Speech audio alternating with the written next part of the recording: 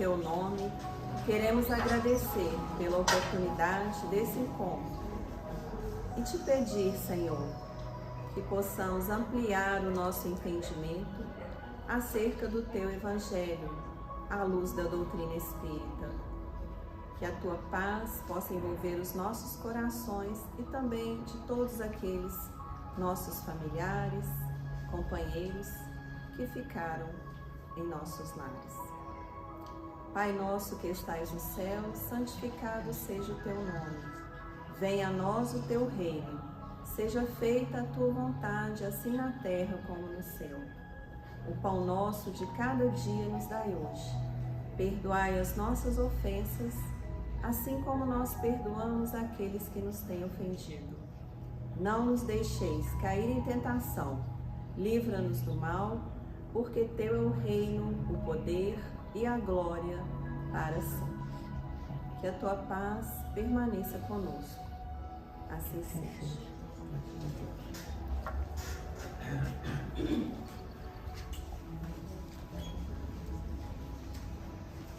Dando sequência, então, aos estudos que temos feito, né, do livro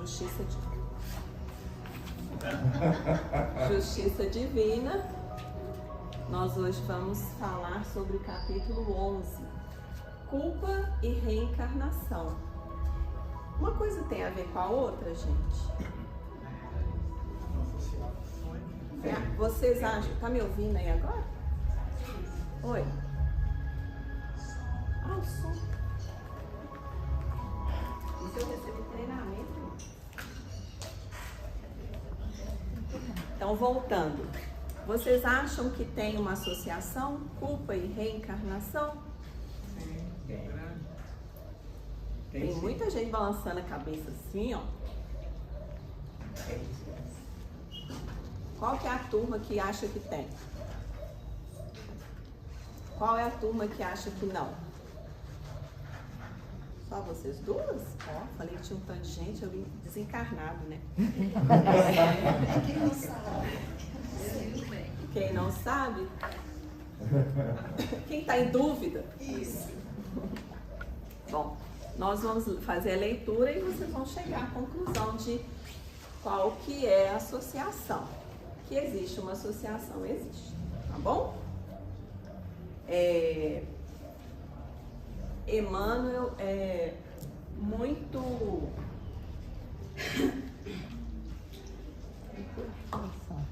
Qual o adjetivo que eu vou usar para ele?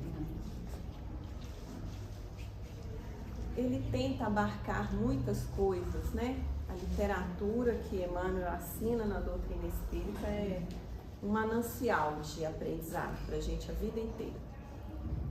Então, ele não escreve nada assim, que a gente não venha desconfiar de algo que está por trás, até dos títulos. Então, olha só, esse tema está ligado ao livro Céu e Inferno, capítulo 5, da primeira parte, item 7. Esse capítulo 5 vai falar sobre o purgatório, tá? E eu vou ler para vocês aqui, e já nas primeiras frases vocês vão me dizer se tem ou não associação. Tem a ver. Espíritos culpados, exclamação. Somos quase todos. Julgávamos que o poder transitório entre os homens nos fosse conferido como sendo privilégio e imaginário merecimento. E usámo-lo por espada destruidora, aniquilando a alegria dos semelhantes. Alguém já chegou assim a uma ideia? Quem acha que tem associação? Sim. Tem associação. Ele começa falando, espíritos culpados quase todos somos. É porque tem gente que está aqui na reencarnação em missão. Aqui? Né? Então quase todos têm culpa no cartório. Mas tem os que não, que estão aqui em missão, né? Respondi errado. Para ensinar. Eu digo errado. Você leu errado? Culpa e expiação. Ah, culpa e expiação. Mas tem a ver. Olha só o que esse primeiro parágrafo, terceiro parágrafo fala. julgávamos que o poder transitório entre os homens nos fosse conferido como um privilégio. As pessoas que receberam poder, um destaque aqui na Terra, ele está dizendo aqui, acreditavam que isso era um privilégio delas. Vamos pensar nos poderosos reis, rainhas, todos que nós tivemos até na história, né? Os donos do dinheiro. Então, aquilo é um privilégio, gente? É um privilégio? Deus dá privilégios? São oportunidades, ok? Então, a pobreza, a riqueza, o poder, a subalternidade, são oportunidades de quê? Evolução, crescimento. O que cada um vai fazer com aquilo? Então aqui está pensando, será que nós já fomos ricos? Quem é rico aqui já foi pobre? Você está falando de dinheiro? É. Rico de saúde, né? Rico de simpatia. Dinheiro não dá tiro, Sim, mas aqui no sentido do poder transitório, né? Que ele está colocando. Então é aquilo da matéria mesmo que eu estou me referindo. Todos nós vamos passar por essa experiência, por essa oportunidade. Como é que eu vou administrar os bens e o poder na Terra? Só vou saber se eu passar pela oportunidade, tá certo? E como que cada um vai se sair. Então, ele está dizendo assim, que muitas vezes aqueles que estão nesse poder transitório julgam-se privilegiados e merecedores, né? E usam esse poder como se fosse uma espada destruidora, arrasando mesmo, né? Nós vemos as guerras, vemos os domínios. Então, é como se fosse uma espada destruindo aquele poder, aniquilando a alegria dos semelhantes. Isso a gente pode dizer que é uma causa. Qual seria o efeito disso? Não, reencarnar até a gente virar espírito puro, nós vamos reencarnar. Reencarnar de novo. Mas quando se chega no plano espiritual e aquele espírito que deteve esse poder começa a fazer essa recapitulação e se arrepende muitas vezes daquilo que ele provocou de mal, o que ele vai sentir? Remorso. Culpa. Tá certo? Mas tem aqueles que não vão sentir culpa, que vão falar assim, não, eu destruía mais ainda se eu estivesse lá de novo. Então esses estão ainda cristalizados na postura do mal. Eles vão despertar um dia? Nós já estudamos aqui, estamos estudando no livro, e no livro Céu e Inferno, mostra lá depoimentos de espíritos em diversas condições no plano espiritual. Então nós vamos lá no capítulo, na última parte, espíritos criminosos, por exemplo. Até trouxe um trechinho da última vez que eu estive aqui. Até que eles caiam no arrependimento, muitas vezes pode demorar. Outros logo em seguida, outros já se arrependem aqui mesmo, é ou não é? Alguém já cometeu um crime que arrependeu? Quantos de nós, né? E aí entenda crime como erro, como engano, tá? Tem os crimes mais graves. Tem uma gradação de crimes, né? Furar fila é um crime? Quem aqui já furou fila? Você levanta a mão. Né? Desejar as coisas do próximo, a mulher do próximo, o homem do próximo, o filho do próximo, o emprego do próximo, O carro do próximo. o carro do próximo, a roupa do próximo, não é? O conhecimento do próximo. Então nós também caímos em alguns crimes, né? Se a gente for pegar o decálogo, nós vamos ficar lá, esse, matar. A gente já matou alguém? Nessa não, ainda não. Espero que não. Porque o Emmanuel fala, né? Criminoso é qualquer um de nós que foi descoberto. E se a gente for analisar, todos nós temos nossos crimes, dos menores aos maiores, né? Alguns a justiça humana alcança, outros não. Mas a justiça divina alcança todos, né? E vai cobrar de acordo com a responsabilidade, com o conhecimento, com que a pessoa exerceu aquele ato. Muitos vão praticar o mal por ignorância, né? Então, a cobrança é menor, porque foi ignorante. Nós erramos por ignorância, por não saber. Alguém já fez um bolo e deu tudo errado? Aí meus exemplos é tudo de cozinha, viu, Roberto? Você fala de carro aí que eu falo de cozinha. Então, a gente vai vendo que a gente comete erros, né? Às vezes por não saber, por desconhecer. Vamos seguir? Quer falar alguma coisa? O próprio Chico Xavier falava, né? Que as nossas reencarnações são milenares. Então, nós estamos falando do rei, príncipe, escravo, né? Princesa, rainha, várias coisas. Mas isso aí não é privilégio, não. São encargos seríssimos que nós vamos ter que prestar conta. Porque uma pessoa, você vai na frente daquele povo, você vai trazer o progresso, eu vou lá e viro um carrasco. Aí entra essa questão da culpa. E como não existe penas eternas, porque senão Deus ia ser pior do que o próprio delegado. Porque o delegado ele prende o ladrão e fica preso aí. Quando fica, né? 10, 15 anos e solta. Mas como não tem ensinamento, o cara volta a fazer a mesma coisa que ele fazia. Deus não. Te dá a oportunidade. Você vai lá, conserta. Se você não consertar, vai ter outra vida. Sim. Isso aí. Oportunidade. Agora o parágrafo que vai dizer em referência a essa ideia do poder, tá? Contudo, renascemos nos últimos degraus da subalternidade, aprendendo quanto dói o cativeiro da humilhação. O que a reencarnação está fazendo? Trazendo a oportunidade daquele espírito que usou mal o poder transitório regenerar-se. Mas fazendo o quê? Sentindo a dor que ele provocou. Isso chama o quê? Expiação. Tá certo? A expiação, ela tem o objetivo de purificação. Você tá impuro, tá sujo, vai passar pela expiação para purificar. Mas tem muitos de nós que não estamos em expiação severa, mas estamos em provação.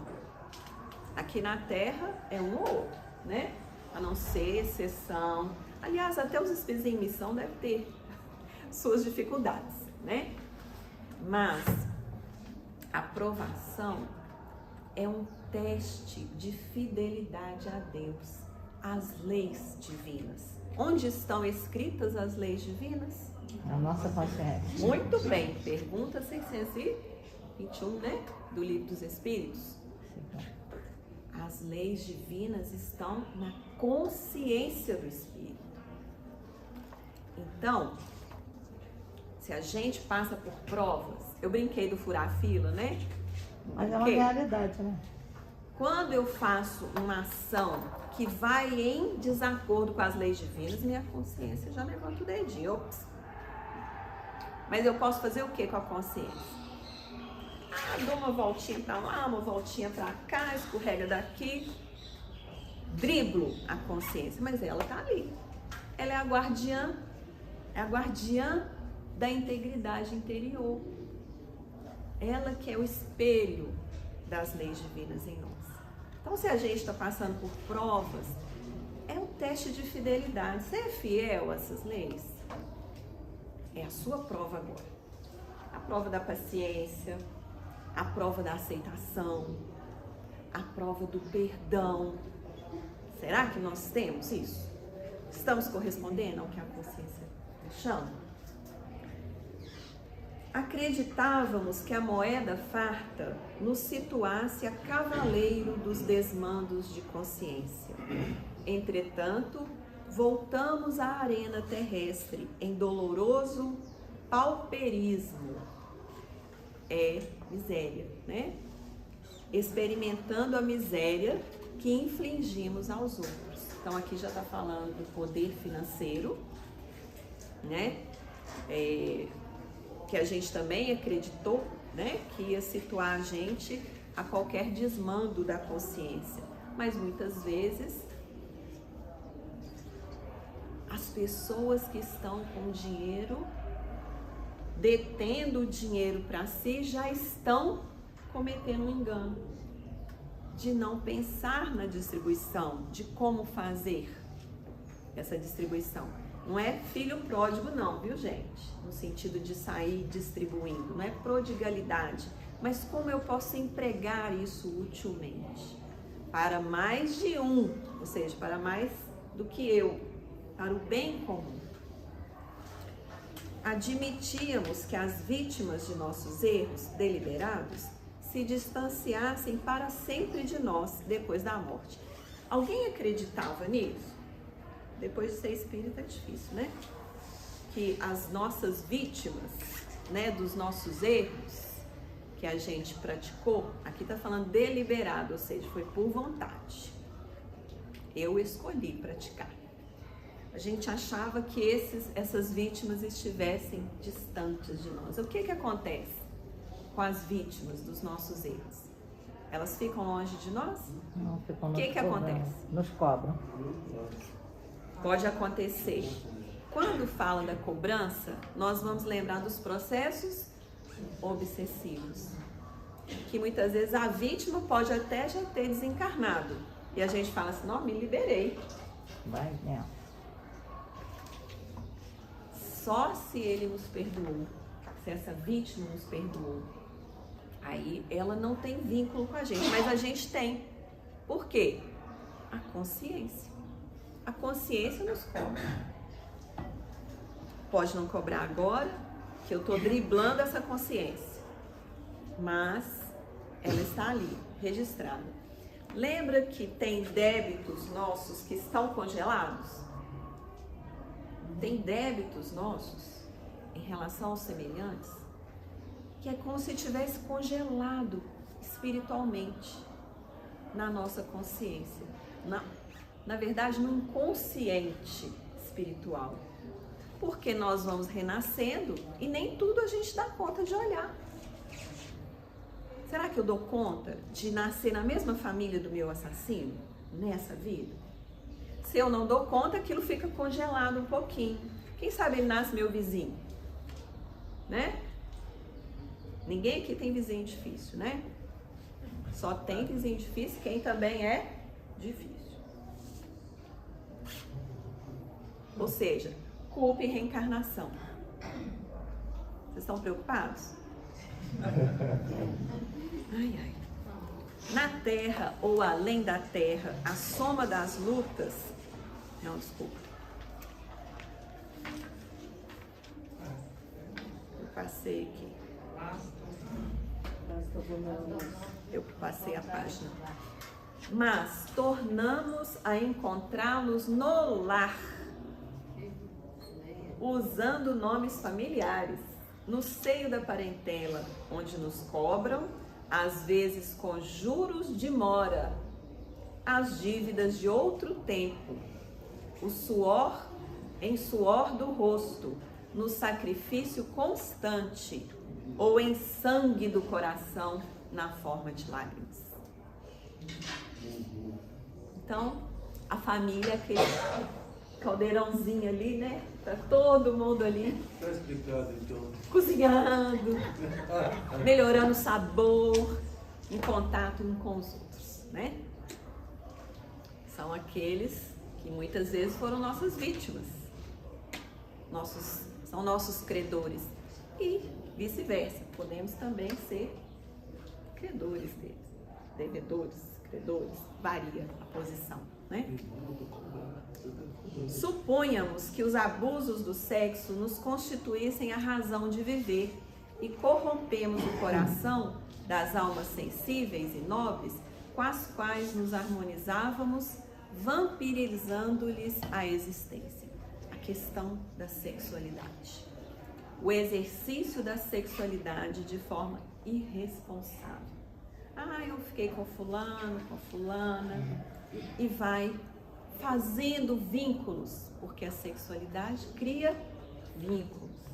E muitas vezes gera vínculos carnais, né? No sentido de reencarnar um espírito através daquela união.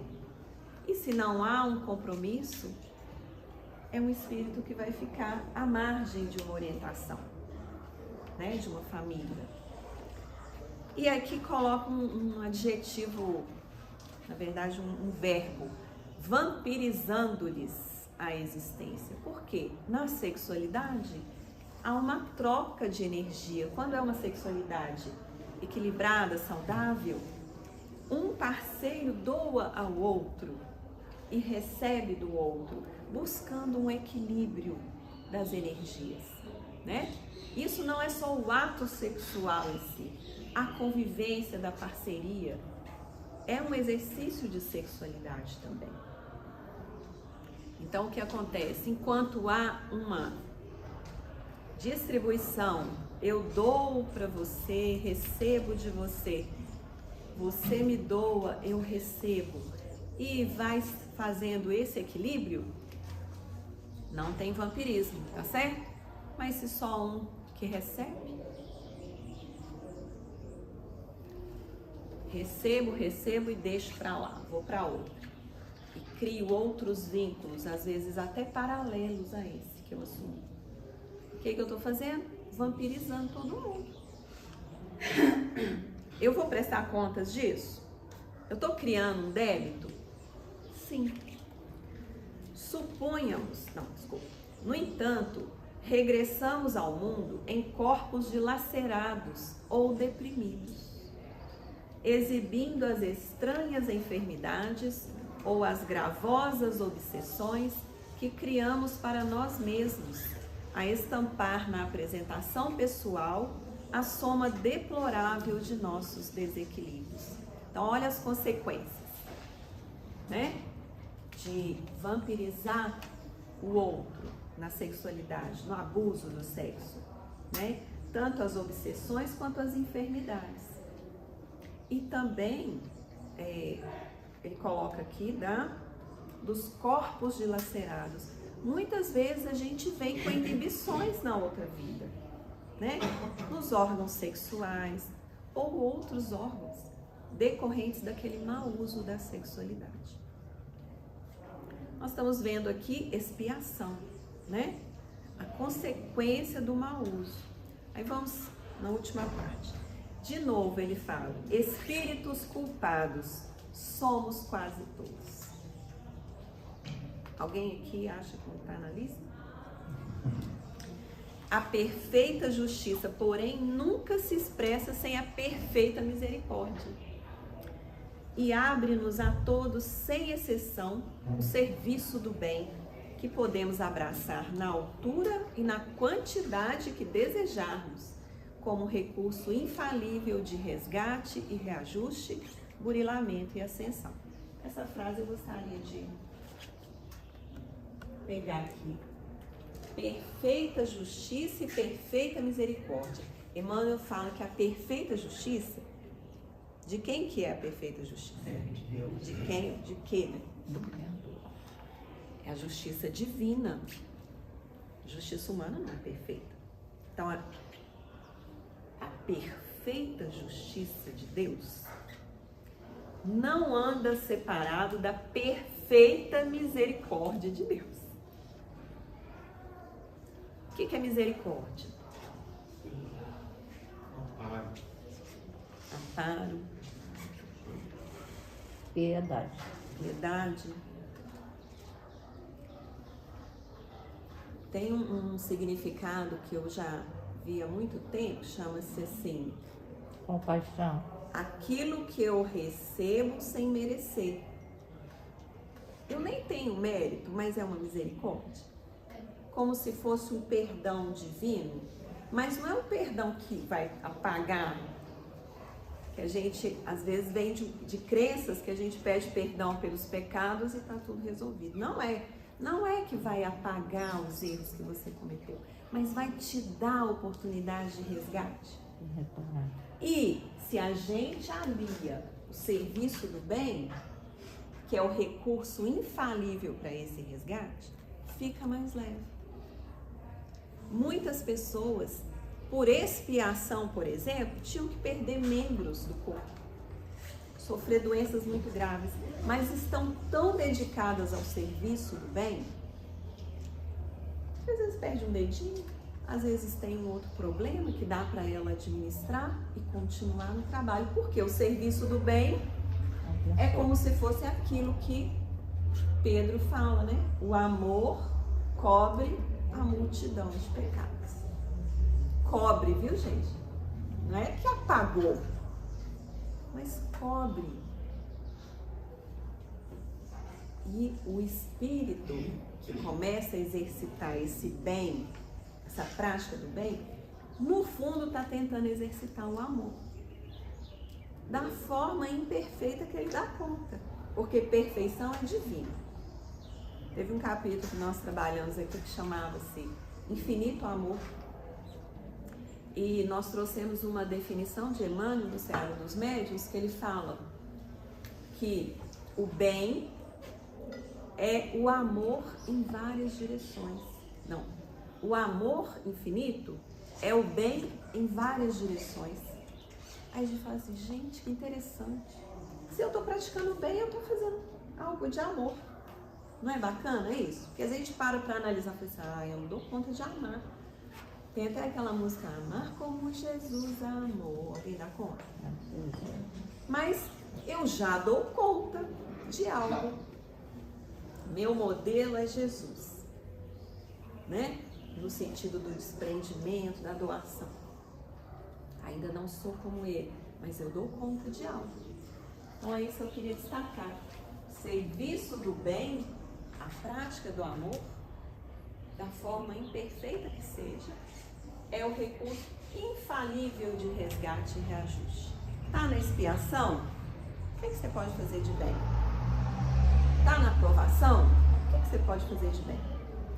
É o recurso para nós reajustarmos com as leis, burilarmos, ou seja, uma pedra bruta que somos, vamos burilar, vamos virar um diamante brilhante. Quando a gente for espírito puro, nós vamos ser esse diamante puro e brilhante. Até lá nós estamos no burilamento. E é o serviço do bem que vai ajudar. E a ascensão, que é subir nessa escala, né, que a gente tem aí, que a doutrina espírita mostra lá no livro dos Espíritos, sair dos espíritos imperfeitos e para os espíritos bons, depois os espíritos felizes, os espíritos puros, né? Mas isso depende de quê? De nós mesmos. De nós. De fazermos nosso o bem. livre arbítrio, por isso que eu coloquei ali. Porque Emmanuel coloca aí, fala assim, na quantidade, como é que ele fala? Na altura e na quantidade que nós desejarmos. A gente pode praticar o bem na quantidade e na altura que a gente desejar. Mas isso depende da gente desejar. A nossa escolha. Perguntas até aqui?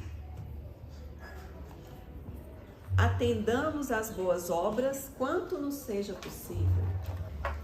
Cada migalha do bem que faças é luz contigo, clareando os que amas.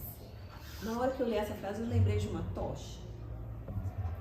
Quando está tudo escuro e uma pessoa tem uma tocha e vai naquela escuridão, ilumina a ela mesma e aqueles que estão juntos, né? Uma pequena luz na escuridão já traz uma abertura para ver o caminho. Nós podemos ser um fósforo aceso, uma vela, uma lâmpada, uma estrela, depende. Mas uma luz, cada migalha aqui, ó, cada migalha de bem que faças é luz. Fez o bem, acendeu uma faísca. Fez outro bem, acendeu uma faísca. Deu um sorriso para quem estava triste, uma faísca. Deu os ouvidos para ouvir quem precisava ser ouvido, outra faísca. E nós vamos com as nossas tochas iluminando.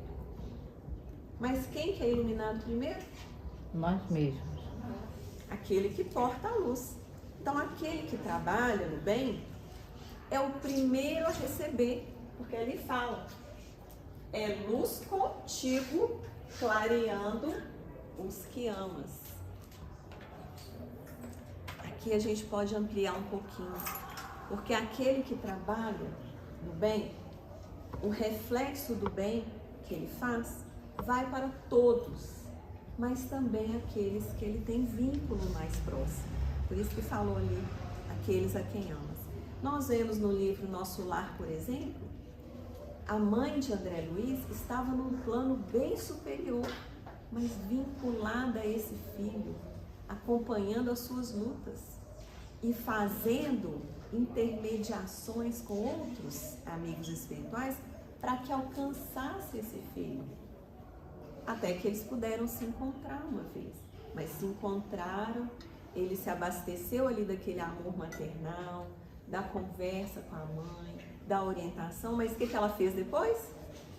Voltou para o posto de trabalho dela. Ela também tem o serviço no bem.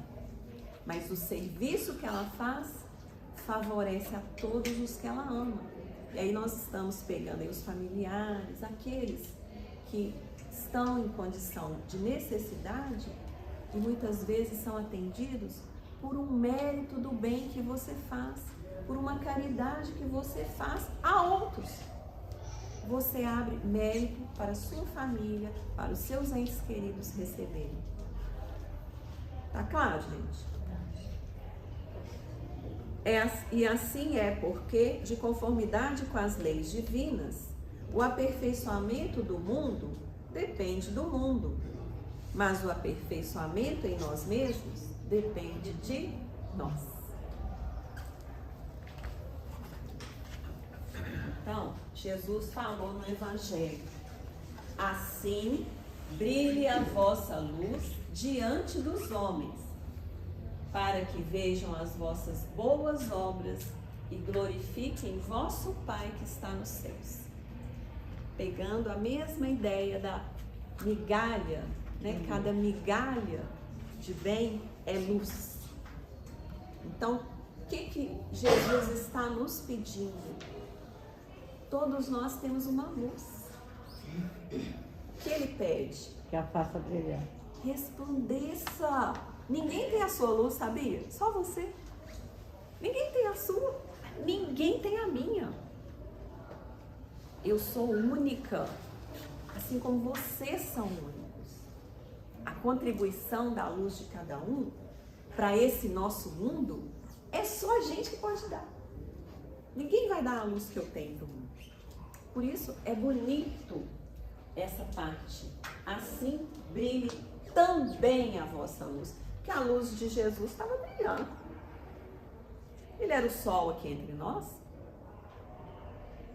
Não é? Ele é. Então, os discípulos, aqueles que estavam ali seguindo com ele, caminhando com ele, ele pediu: brilhe também. Faça o seu bem. Uma migalha já vai dar uma faísca, né? Então, esse é o convite. E aqui coloca: para que vejam as vossas boas obras. As boas obras é o trabalho no bem. Se é bom, é bem, né? Se é obra, é trabalho. E glorifiquem a vosso Pai que está nos céus. Então aqui está falando uma coisa, não é engrandecer você. Ai, muito obrigado pelo bem que você me fez. É bonito para a pessoa ter gratidão. É importante a gente ter a gratidão. Mas eu não preciso esperar que o outro reconheça. É até bom que ele não reconheça, né? Porque é uma prova para mim, se realmente eu estou sendo fiel. É difícil, mas é uma prova. Ah, vamos ver se você é boazinha mesmo, se você receber ingratidão como pagamento. Aí vem uma prova. Se eu estou buscando ser fiel, eu vou acolher, às vezes, até uma pedrada pelo bem que eu pratiquei, mas eu vou continuar fiel. Diferente de quando eu falo, não faço mais, não ajudo mais. Não é? O que a gente está fazendo? Estamos glorificando o Pai que está nos céus? Não, a gente saiu da fidelidade, né? Foi pro egoísmo, não faço mais. Foi por orgulho. Distanciamos. Ok? Vocês estão com uma cara preocupada? Momentos de reflexão. Pois é. Mas eu achei tão interessante ali aquela luz saindo do coração, né? Conveniência ou coerência com as leis divinas? O que a gente tem mais? A conveniência. Paulo que fala, né? Tudo me é lícito, mas nem tudo me convém. Pra gente exercer o livre-arbítrio. E ali a gente vai pensar em situações de conveniência. Peguei essa frase aqui do Richard Simonetti, mas ele dá vários exemplos assim, muito próximos de nós. Vou ler alguns aqui para vocês. Respeitar a fila onde tem muita gente. Até dá um lugar. Às vezes o mundo está até contando, né? No sentido de estou atendendo aquele preceito. Não fazer ao outro Eu não quero que faça a ti aquilo que eu mesmo. não quero para mim. Não passar descompostura no atendente que, a meu ver, está lento e desatento. Tem gente que passa descompostura, né? Eu estou fazendo ao outro aquilo que eu gostaria que fosse feito. Às vezes o outro está desatento por um drama que ele está vivendo grave. Qual de nós que vivendo uma situação grave, na hora de exercer o trabalho, ou qualquer tarefa, a gente está mais preocupado com aquela questão e fica desatento? Ou fica mais lento mesmo? Nós somos humanos, então, se o outro está passando por essa dificuldade, a meu ver, nem sei o que está no coração dele, vamos respeitar. Não usar bebidas alcoólicas, drogas, ele fala disso, porque tem a ver com o não matarás. A gente acha que o uso das bebidas, das drogas, é um pouquinho só. Eu tenho escutado uma médica chamada, acho que é Ana Aranaka, ela é japonesa. E ela fala disso, gente, não coloca álcool nas células. Não, gente, nem de vez em quando. E ela falando dos colegas médicos, que os colegas médicos, quando encontram os eventos e tal, e ali percorre o alcoolismo, né? Não no sentido, não estou falando do alcoolismo vício, mas o álcool está ali como referência do social. Ela fala, gente, como que a gente que é médico vai fazer se nós estamos destruindo a gente também? É no sentido da destruição celular. Aí entra no não matarás, segundo o Richard Você Simonetti. está se matando. Agir com honestidade, mesmo que ninguém esteja nos vendo. Tem sempre alguém vendo. Isso eu não faço. Tem aquela. Nunca faça aquilo que você não possa contar para sua avó. Se você não tem coragem de contar para sua avó, então não faça. Porque a avó passa a mão, né, na cabeça. Não, a avó geralmente tem vergonha dela, né? Geralmente tem respeito por ela. Né? Tá. Nem tudo. Respeitar o patrimônio alheio, quaisquer que seja, tá, gente? Eu que resumi aqui. Físico, material, moral, espiritual, intelectual. Manter a ordem e a disciplina onde estivermos. Às vezes a gente mantém quando tem os outros assim, olhando no social, né? Aí a gente vai dentro de casa, nossa, aquela... Nem vou falar. Essa semana que começaram as aulas de novo, né? Semana passada, das crianças que ficam de férias em julho, tá? Aí o primeiro dia de aula e meu menino chegou e no outro dia eu fui preparar o lanche, cadê a lancheira? Onde está a lancheira? Trocou o lanche. E eu saio cedo também, então uns minutos cronometrados, né? Eu achei a lancheira debaixo da escrivaninha dele, atrás de uma caixa de brinquedo. Como assim? A lancheira não veio com ele ontem? Ordem e disciplina. Vamos começar tudo outra vez, né?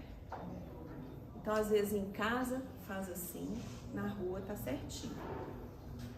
Às vezes em casa tá certinho, na rua tá bagunçado. Às vezes os dois estão bagunçados, às vezes os dois estão organizados. Cumprir regulamentos estabelecidos em qualquer setor social. Quem mora em condomínio aqui? Ninguém?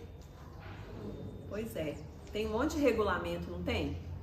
Mas não tem sempre alguém que fala assim, ah, mas só um pouquinho, só hoje. Foi só uma vez. Não é? Então, cumprir regulamentos. Ser enérgico consigo e indulgente com todos. Olha só, gente, o que é indulgência? Compreensão, compreender. Indulgência é a gente não ficar reparando nos erros e nas imperfeições do outro, criticando, cobrando. Ele está dizendo aqui, ser enérgico com você mesmo. O que eu posso melhorar? O que eu deixei de fazer isso, vou melhorar nisso. Ser enérgico consigo, colocar energia para se educar, mas aos outros, indulgência. Sempre vai ter alguém que vai errar, e nós também. Porque um dia eu sou indulgente, outro dia eu preciso de alguém que seja indulgente comigo. Aí tem um problema. Às vezes a gente é enérgico demais com a gente, e aí a gente fica tentando ir indulgente com o outro. Né? A gente não saber falar não. Então eu vejo eu tenho dificuldade assim. Aí é a questão dos limites, né? Às vezes a gente não tem limite para ajudar, para fazer pelo outro. Não é isso que você está falando? Se doar. Tanto, tipo, E a gente se cobra fazer, demais. fazer. Mas aí vai esquecendo de si mesmo, né? Até do compromisso de fazer um descanso, vai cuidar da sua meditação. Você já orou hoje? Já se alimentou espiritualmente? Já descansou o seu corpo? Então, esse é um equilíbrio, né? Então, o ser enérgico com a gente é também a gente se cobrar. Falar assim, você já descansou hoje, Patrícia? Você já fez sua meditação? Você já fez sua oração hoje? Leitura edificante? É nesse sentido que eu entendi aqui. Fazer-se respeitar sem jamais ser temido. E às vezes a gente quer impor o respeito, impõe o medo. E ele termina com nessa mensagem, o brilho do bem, ele termina falando, é mais fácil escutarmos, caso-me na igreja porque minha religião pede, do que escutarmos, não adulterarei porque a lei de Deus pede. Achei interessante isso. Muito. Nós não temos um ritual de casamento, né, dentro do templo espírita. Mas ele pega um exemplo que mostra a nossa herança farisaica, né? Os fariseus que nós já somos, já fomos e ainda temos isso em nós, né? Uma aparência de certinho. Mas vai analisar, né? O não adulterarás é mais importante do que a cerimônia social. O compromisso. Ser fiel. O compromisso assumido, né? Até onde for possível. Porque o Evangelho segundo o Espiritismo tem lá o divórcio, né? O tema o divórcio. Não separeis o que Deus ajuntou, e dentro desse tema tem o divórcio. Que é uma medida humana que vem corrigir dificuldades. Não está indo contra a lei divina, porque se o amor não mais existe, como é que eu vou deixar unido? Então, muitas vezes eu preciso adiar, tá difícil aqui, essa parceria, não tá tendo um dar e receber bacana, um equilíbrio nas trocas, não tá tendo um respeito, não tá tendo um bem comum. Então, é melhor separar do que complicar. Aí permanece aqui para manter a aparência social. Isso pode gerar em últimas instâncias, até crimes, infidelidades e crimes mesmo. Então é nesse sentido da lei divina aí. Eu tenho uma pergunta. Pode perguntar. Vou sair um pouquinho do tema, né? Se sair muito, aí a Não, gente eu acho que conversa não depois. sai do tema não, mas... E dos filhos, pode divorciar também dela? Filha pra sempre. Ainda mais mãe. Encarnações. A gente às vezes muda o papel. O que a gente vê na literatura espírita é que quando se narram casos nas obras de André Luiz, por exemplo, que tem espíritos femininos atuando, a gente vê o amor. Aliás, eu trouxe um exemplo da Cipriana. Eu vou falar em seguida aqui pra gente ver essa questão maternal. Qual que é a mais meritória de todas as virtudes? Qual? Qual virtude que tem mais méritos? Caridade. Tudo bem. Toda virtude tem seu mérito próprio, porque todas indicam progresso na senda do bem. Lembra da migalha do bem? Às vezes até fazer uma tarefa de bem, eu já trabalho a minha preguiça, né? De levantar cedo, ou de ter aquele compromisso, além de mim, que não é só comigo. Então, eu já estou trabalhando virtude. Ó. Há virtudes sempre que há resistência voluntária ao arrastamento dos maus pendores. Então, a preguiça é um mau pendor. Se eu estou resistindo e vou no meu compromisso da tarefa, eu estou fazendo virtude. A sublimidade da virtude, porém, está no sacrifício do interesse pessoal. Quando eu deixo o meu interesse pessoal de lado, sacrifico ele, aí é a mais meritória de todas as virtudes, porque aí eu vou pelo bem do próximo, sem pensamento oculto. A mais meritória é a que se assenta, tem base na mais desinteressada caridade. Lembra daquela passagem? Não saibais a vossa mão direita, o que dá à esquerda e vice-versa, né? É a ideia da caridade. A caridade não se divulga nesse sentido, né? A gente pratica a caridade de uma forma oculta, né? A caridade. Agora, muitas obras que nós fazemos, nós precisamos divulgar, né, gente? Por exemplo, fazer campanha, nós vamos divulgar. Ah, como ela é caridosa, está ajudando. Não tem nada de caridosa, não, é boa obra. Está assentada na caridade, deseja de trabalhar o amor ao próximo. Mas muitas vezes nós não estamos ainda na caridade. É bom a gente ter a diferença dos conceitos, tá? Outra perguntinha. 895. Postos de lado os defeitos e os vícios acerca dos quais ninguém se pode equivocar, qual o sinal mais característico da imperfeição? Se a pessoa tem vício, defeito, que bate o olho e vê, a gente não tem erro. Mas, tirando isso, que é muito visível, qual que é o mais característico da imperfeição? Nós já estudamos demais. Não. Não? O sinal. O egoísmo e o orgulho já é vício.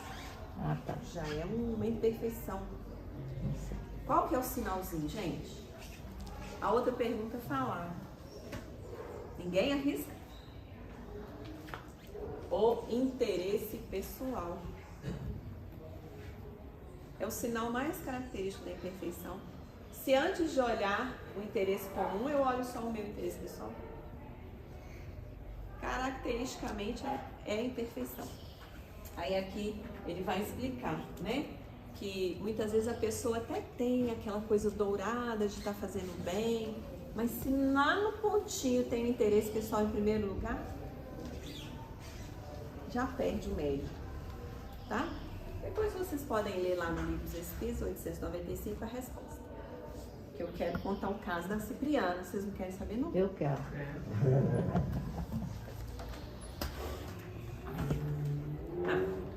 A primeira parte que está relacionada a esse capítulo é esse tema aqui. Considerando-se quão grande é o sofrimento de certos espíritos culpados no mundo invisível, quanto é terrível a situação de outros, tanto mais penosa pela impotência de preverem o termo dos seus sofrimentos, desses sofrimentos, poder-se-ia dizer que se acham no inferno, se tal vocábulo não implicasse a ideia de um castigo eterno e material. Aqui ele está introduzindo a questão do purgatório, lembra? O purgatório é esse outro conceito que é daquelas penas que Absurdo. tem a das mais graves, aí vai e fica lá no inferno. As menos graves fica no purgatório. Só que a doutrina espírita vem mostrar que não existe essa céu, inferno, nesse sentido, localizado. Todos nós vamos estar no plano espiritual olhando para essas faltas. E de acordo com a nossa condição, se arrependermos ou não, vamos para frente. Se Eu arrependermos. penso que de céu, inferno, purgatório, provavelmente ninguém conseguia ir para o céu. E vem, lembra do título da lição de hoje? Culpa e reencarnação? Porque a reencarnação é a metodologia da gente se livrar das nossas culpas. Aí no finalzinho, mercê, porém, da revelação dos Espíritos e dos exemplos que nos oferecem, sabemos que o prazo da expiação está subordinado ao melhoramento do culpado. Quanto tempo vai durar a expiação? Até você melhorar. Depende do tempo que você vai levar para melhorar. O arrependimento é a porta que abre, né, para a regeneração. Mas ainda tem a expiação, a pessoa tem que passar pelos efeitos daquilo que ela causou e depois a regeneração. Então aqui, ó, tem um capítulo no livro No Mundo Maior, que é o 5, chama-se O Poder do Amor. Convido vocês a fazerem uma leitura posteriormente, porque ele é longo, não vou falar todos os detalhes do livro. Mas essa aqui é a imagem de Cipriana, segundo as minhas pesquisas de internet, tá? Então, essa é a irmã Cipriana. André Luiz estava com Calderaro tentando, em trabalho por uma família. Eu já contei esse caso, mas em outra oportunidade. Então, tinha um filho adotivo de um pai que era comerciante que tinha uma família. Esse filho, desde pequeno, foi criado com esse senhor e educado ali para trabalhar junto com ele no comércio. Quando ele atingiu uma certa idade, ele chegou para esse pai adotivo e pediu a parte dele, daquele negócio que ele nunca foi pago salário. Mas você recebeu estudo, casa, tudo isso. Não, mas eu acho que eu tenho direito. Gerou uma briga em que esse filho assassina esse senhor. E forja como se tivesse sido um latrocínio, né? Um latrocínio, que entraram ladrões e roubaram. Então, para a sociedade, ele não tinha nenhuma responsabilidade. Ele até se mostrou solícito, né? Com a viúva, com os filhos, fez a escrituração toda, depois mudou daquela cidade, foi para outro lugar. Lá, ele refez a vida dele, começou a trabalhar muito, atingiu um patamar de fortuna material, constituiu família, 5 filhinhos, mas vivia com a consciência culpada. Esse crime não foi descoberto na Terra, né? Mas a consciência estava culpada. Como é que estava a vítima? Virou o quê? Um obsessor. Por quê? Ficou com ódio. Tirou a vida dele. E foram passando-se 20 anos naquela obsessão. E era um rapaz jovem quando aconteceu, Passados esses 20 anos, ele trabalhou muito, teve muita dedicação. Mas essa obsessão estava gravíssima, a ponto de gerar enfermidades físicas graves. Então era o Pedro e o Camilo. O Pedro era esse rapaz que cometeu esse crime. E o Camilo era o espírito desencarnado, vítima. Tá? Pedro estava no hospital com uma enfermidade gravíssima. Os filhinhos com a esposa lá vivendo a aflição, né? De perder aquela pessoa querida. E Camilo lá no hospital, com o processo obsessivo, né? André Luiz e Calderaro trabalhando nas situações paralelas ali. Chegou num ponto que o Calderaro falou assim: daqui para lá a gente não vai mais. Que nós não temos amor suficiente para atuar. Para haver essa harmonização, tem que ser alguém que toque o coração desses espíritos, para que eles deixem essa bagagem de ressentimento, de culpa e avancem. Aí André Luiz admirou, né? Porque ele estava com o Calderaro, que era o mentor ali, muito evoluído. Aí veio a irmã Cipriana. Mãe de algum jeito. Quando ela chega, ela fala assim, cumprimenta os dois e fala: agora vamos aos trabalhos finais. Muito obrigado pelo que vocês fizeram até aqui. Aí Calderaro fala assim: não, nós não fizemos nada, só os preparativos. Ela: é impossível ir para o final sem ter os começos. Olha já o nível dessa mulher, né? O reconhecimento da contribuição, da valorização dos começos. Então, ela faz uma prece. É naquela posição ali, ó. Antes de se aproximar dos dois, que estavam ali no hospital, Pedro em desdobramento durante o sono físico, e o seu verdugo, Camilo, lá presente também no ambiente. Quando ela faz a oração, ela começa a brilhar seus centros vitais e emitir luzes. Lembra da migalha de luz que a gente trabalhou lá? Brilha a vossa luz? E André Luiz fica encantado quando ele vê. E ela estava fazendo aquela oração ali, com a conexão com Deus. E na hora que ela vai fazendo a oração, os espíritos começam a vê-los. Eles não enxergavam, né? Nem André Luiz, nem Calderaro, muito menos a irmã Cipriana. Eles começam a ver tudo.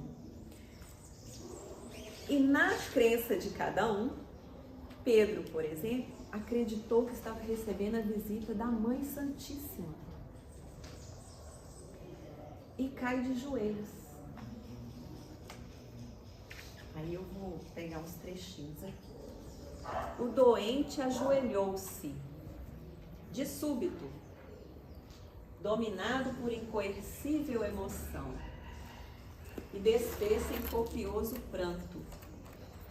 Mãe dos céus, clamou o companheiro hospitalizado, chorando convulsivamente. Como vos dignais de visitar o criminoso? Que sou eu? Sinto vergonha de mim mesmo. Sou imperdoável pecador, abatido pela minha própria miséria. Vossa luz revela-me toda a extensão das trevas em que me debato. Condoei-vos de mim, Senhora. Havia uma sinceridade imensa, aliada à imensa dor, naquelas palavras de angústia e de arrependimento. Matei um homem, desabafou o enfermo. Então, qual foi a postura de Cipriana? Né?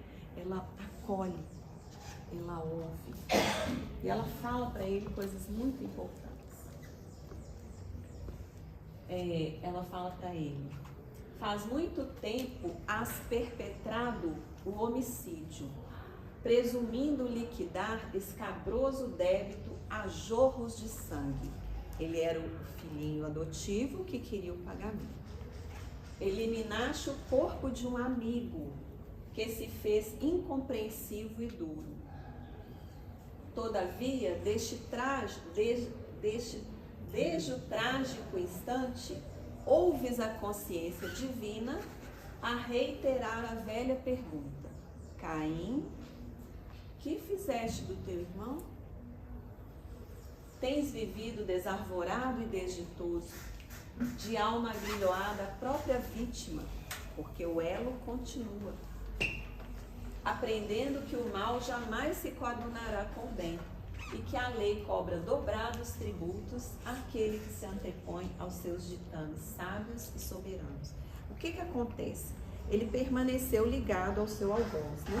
A sua vítima, que virou algoz, né? Os papéis vão se modificando. Mas ele estava num sofrimento já imenso. É a expiação, tá, gente? Sofrer a consequência daquilo que fez, colher aquilo que plantou, é a expiação. Ele espiou na própria existência. Estava espiando ali, né? É. Então o que acontece? Ainda vai espiar de outras pouco formas mais. depois. Depende do bem que ele fizer. O que a gente lembra aqui? Aquela pergunta do Livro dos Espíritos que fala que só quando o mal chega no excesso é que nós sentimos necessidade do bem e das reformas. Então muitas vezes precisa de chegar no sofrimento intenso. Ele estava enfermo, gente, entre a vida e a morte. Os médicos já não sabiam mais o que fazer. A família já estava desolada. Então, nesse sentido, a lei cobra dobrados tributos àqueles que se antepõem aos seus ditames sábios. Porque ele se antepôs, ele quis fazer justiça. Na ideia dele, ele estava cobrando o que era devido, que era justo. O outro foi incompreensivo, foi duro, porque também tinha dado outras compensações, não tinham combinado. Mas ele quis fazer justiça. Esse é o nosso engano, quando a gente quer fazer justiça com nossas mãos, ao invés de esperar os ditames sábios e soberanos, porque a justiça divina que é perfeita, né? A nossa não. Tentaste escapar ao tribunal íntimo, onde o poder espiritual te exprobrava a condenável procedimento, mas nunca é tarde para levantar o coração e curar a consciência ferida. Então ela é ali aquele espírito que vem dialogar com a consciência de Pedro, porque ela não está falando para aquele que está se sentindo culpado. A consciência, o espírito consciente, é para esse que ela está falando. E ela pondera situações, diálogo com a consciência. Mas ao mesmo tempo, ela fala, mas nunca é tarde. E ainda coloca mais: apelaste para a misericórdia divina e aqui estamos. Ele pediu em oração ajuda. Vimos ao teu encontro para estimular-te à regeneração, porque na expiação você já está. Não, Pedro, o fundamento da obra divina é de amor incomensurável. Encontramos-nos aqui para querer-te bem, intentando alçar-te a consciência aos campos infinitos da vida eterna. Então, ela estava fazendo um trabalho de quê? Avança esse nível de consciência que você está aqui embaixo, olha mais alto, acima, né? Nós também somos convidados a isso.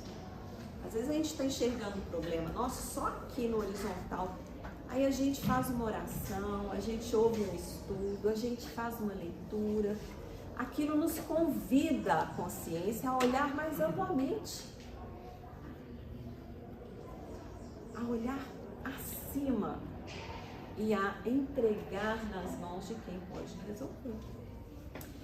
No livro Calma, de Emmanuel, também tem umas mensagens lá muito bacanas. Eu nunca esqueço, acho que é Nas Crises que chama, que ele coloca pra gente que quando a gente estiver vivendo um problema, que envolve outros também, né? Outros companheiros.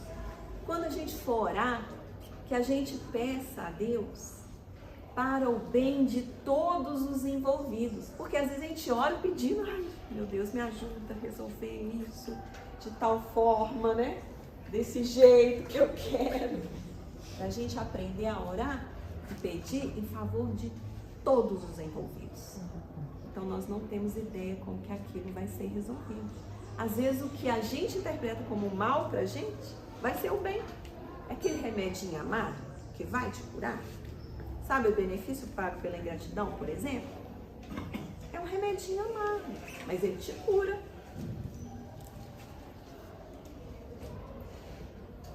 Abriste a mente à força regenerativa e somos teus irmãos. Já avançamos ali um pouquinho no tempo, então eu vou sintetizar para vocês, porque nesse momento Pedro cai de joelhos lá, né?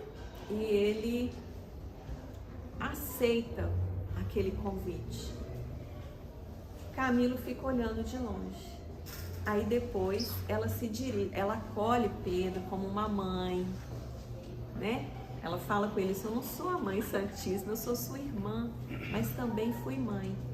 Quando ela se dirige a Camilo, ele estava lá duro e impassível, olhando tudo aquilo.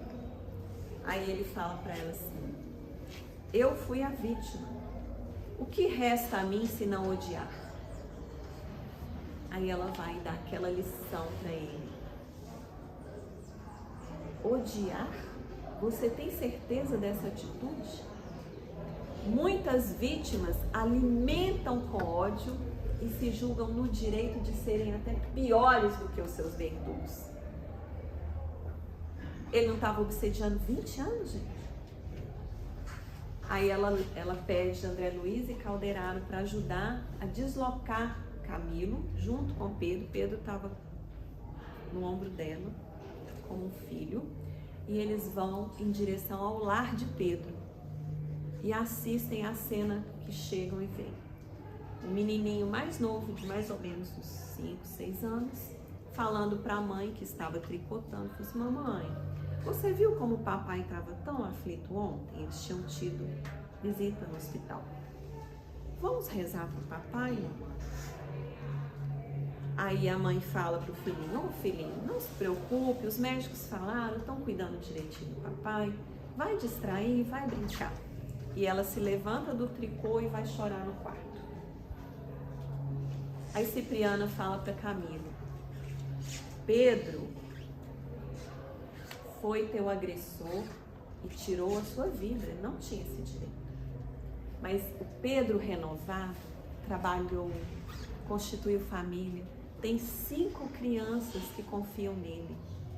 Ele ajudou muita gente, mas nunca descansou em paz por causa do crime na consciência. Quando você vê essa cena, isso não te toca o coração? Ele está quase morrendo, né, nesse processo duro e inflexível da falta do perdão. Você acha que você já sofreu muito? Eu vou te contar o tanto que eu já sofri.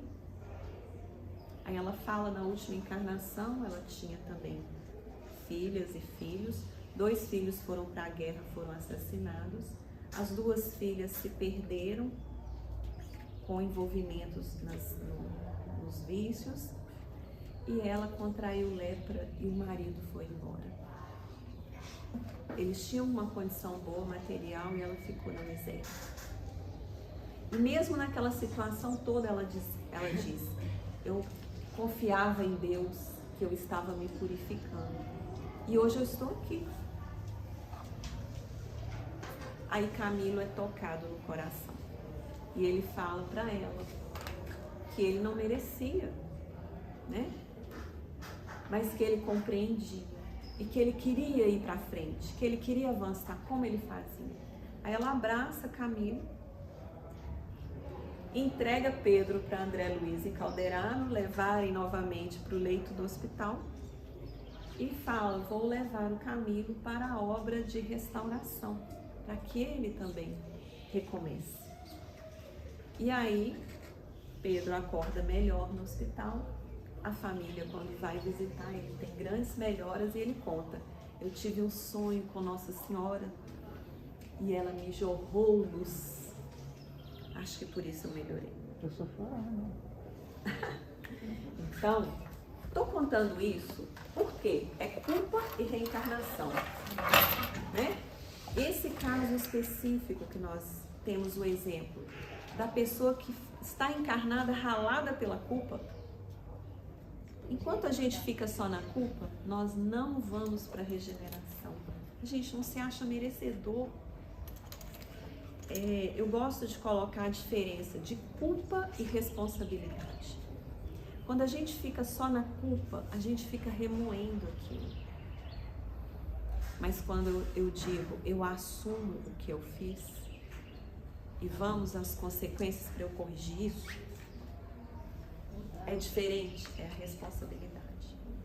Então, gente, concluindo, no livro de Ânimo Firme, o irmão José fala, no capítulo 33, vocês podem ir lá, chama Vejamos, ele fala: só precisa de perdão porque há alguém que se sentiu ofendido. Se ninguém se sentisse ofendido, não precisava do perdão. E que muitas vezes aquele que pede perdão tem mais valor do que aquele que concede. Porque é muito difícil reconhecer que eu fiz o mal. De verdade, me desculpa. E aquele que é o credor nessa ocasião, muitas vezes, se achando vítima, se julga no direito de maltratar aquele que ofendeu. E aí fica aquilo. Então, ele traz pra gente no final que nem Jesus falou: eu perdoo todo mundo que está me crucificando. Né? Ele acolheu aquilo que veio de cada um. Só Deus ali que ia colocar na balança, né? Mas na consciência todos nós carregamos. Então é isso. Muito obrigada pela paciência. Leiam o capítulo 5 para vocês terem mais ideias, tá?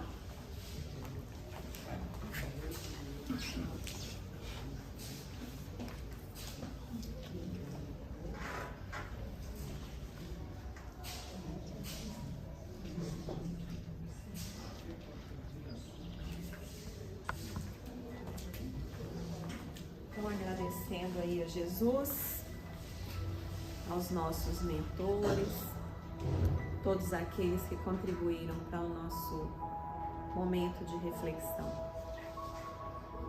Senhor Jesus, somos gratos em nossos corações pela condição de ampliarmos o nosso entendimento e acalmarmos o nosso coração.